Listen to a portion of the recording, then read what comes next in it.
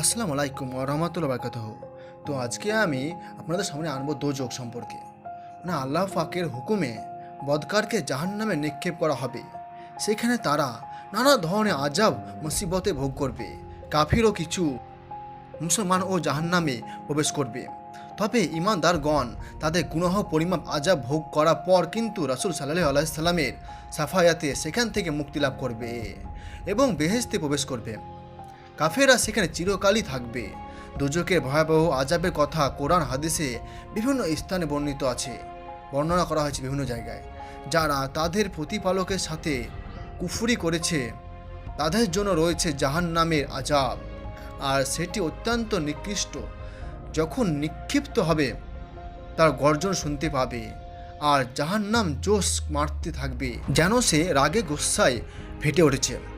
দোজখে কিন্তু 60টি শ্রেণী বিভাগ থাকবে, 60টি শ্রেণীতে ভাগ করা হয়েছে, যেমন লাজা, হুতামা, সাইর, সাকার, জাহিম, হাভিয়া, জাহান্নাম। এগুলোতে আযাবের ব্যাপারে তারতম্য হয়ে থাকে, কোনোটা একটু বেশি কোনোটা কম, এরকম টাইপের।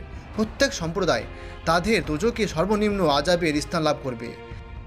বুখারী শরীফে, মুসলিমে রেওয়াতে দোজখে সর্বনিম্ন আযাবের কথা বর্ণিত আছে। তাতে বলা হয়েছে যে দোজখীকে আগুনের জুতা পরানো হবে, ফলে তার মাথার মগজ ফুটন্ত হাড়ির মতো টকবক টকবক করতে থাকবে। এতটাই সে আগুনে জুতো থাকবে জ্বলন্ত, যে তার মাথা যখন পরাবে তার মগজটা কিন্তু ফুটন্ত হাড়িতে যেন জল থাকে না, গরম টকবক টকবক করে, তার থেকে বেশি টকবক টকবক করবে। সে ভাববে তার আযাবই সব থেকে বেশি, অথচ প্রকৃতপক্ষে তার আযাবই হবে সর্বনিম্ন শ্রেণীর। দোজখীদের আযাব বিভিন্ন ধরনের হবে।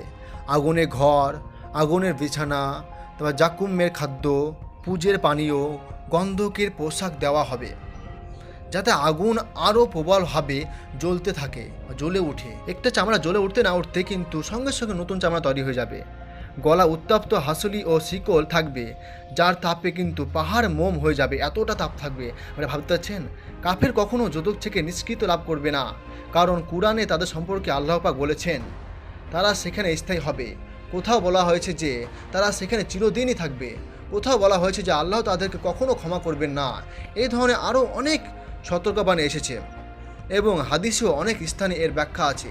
এ বিষয়ে সকলেই একমত এবং এটি বিবেকসম্মত বটে, কারণ কুফরি ও শিরক জঘন্য পাপ, যার জন্য শাস্তি ও তদ্রূপ কঠিন হওয়া উচিত।